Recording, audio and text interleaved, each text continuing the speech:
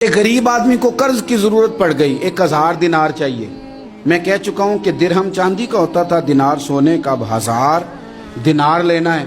تو جس بندے سے اس نے کہا، اگرچہ وہ نیک بندہ تھا، اس نے کہا یار 1000 دینار دے دو۔ تو کہنے لگا کوئی گواہ ہے تیرے پاس؟ وہ کہنے لگا غریبوں کا گواہ کون ہوتا ہے؟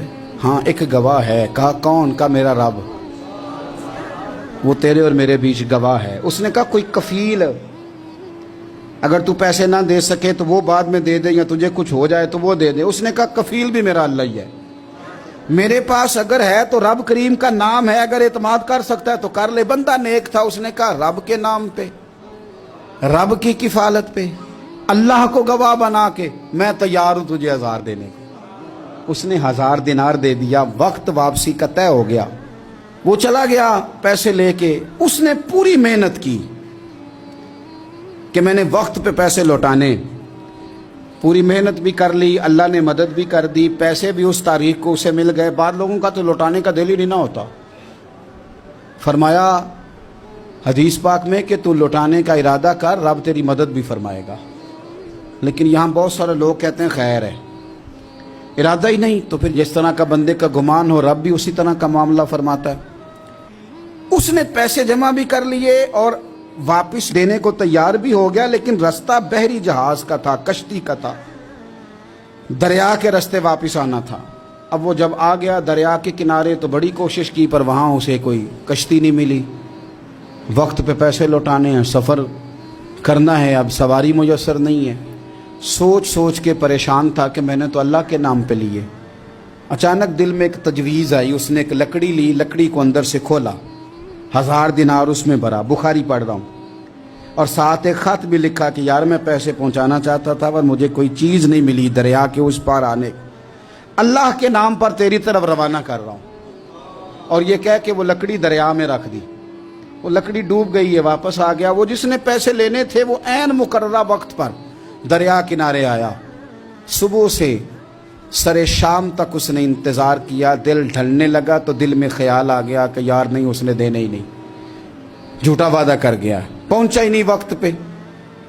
اب جب واپس لوٹنے لگا تو اچانک دریا میں ایک لکڑی تیرتی ہوئی دکھائی دی۔ کہنے لگا لے جاتا ہوں، شام کو روٹیاں پکانے کے کام آئے گی، ایندھن بنا کے جلا لوں گا، ہنڈیا پک جائے گی۔ لکڑی اٹھا کے جلانے کے لیے گھر لایا، گمان تھا کہ وہ نہیں آیا وعدہ کر کے، اللہ کو کفیل اور وکیل بنا کے اور گواہ بنا کے پھر بھی نہیں آیا۔ لکڑی لے کے گھر گیا، بخاری ہے، اور جب اس کو چیرا نہ کہ میں اس کی آگ جلاؤں گا، کھولا تو اندر سے 1000 دینار بھی نکل آیا، خط بھی نکل آیا۔ اب ذرا سمجھنا، اس کے دل میں بات کس نے ڈالی کہ تو لکڑی میں پیسے ڈال دے؟ اللہ نے۔ اس بندے کو مقررہ وقت پہ کنارے بھیجا کس نے؟ لکڑی صرف اسی کے ہاتھ آئی تو یہ بندوبست کیا کس نے؟ اللہ نے۔ گھر جا کے چیری تو پیسے بحفاظت اس تک پہنچائے کس نے؟ تو پھر ہمیں بھی توجہ اللہ کی جانب ہی کرنی چاہیے، ہمارے پہ دل کی توجہ رب کی طرف ہی ہونی چاہیے نا۔ ہمیں ادھر ادھر جانے کی، دیکھنے کی، بندوں پر غور کرنے کی ضرورت کیا ہے؟ وہ پیسے پہنچ گئے، یہ وہاں اپنی جگہ پہ پریشان تھا۔ اس نے 1000 دینار اور جمع کیا۔ پھر دوبارہ ایک دن دریا کنارے آیا، کشتی مل گئی، بیٹھ کے اپنے اس بھائی کے پاس آیا، کہنے لگا دیکھنا مجھ پر بدگمان نہ ہونا، پیسے اس تاریخ کو بھی جمع کر لیے تھے، دریا پہ آیا تھا پر کشتی نہیں ملی تھی، پھر میں نے نا لکڑی میں ڈال کے خط ڈال کے تیری طرف بھیج بھی دیے تھے، لیکن آج میں پھر لے کے آ گیا ہوں۔ وہ کہنے لگا خوش ہو جا، جس رب کو تو نے میرا اور اپنا گواہ بنایا تھا اس رب نے میرے تک پہنچا بھی دیے ہیں۔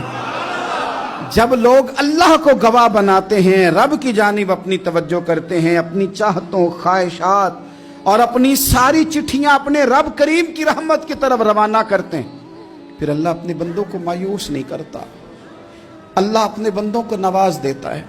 اللہ تبارک و تعالیٰ اپنے بندوں پہ کرم نوازی کرتا ہے۔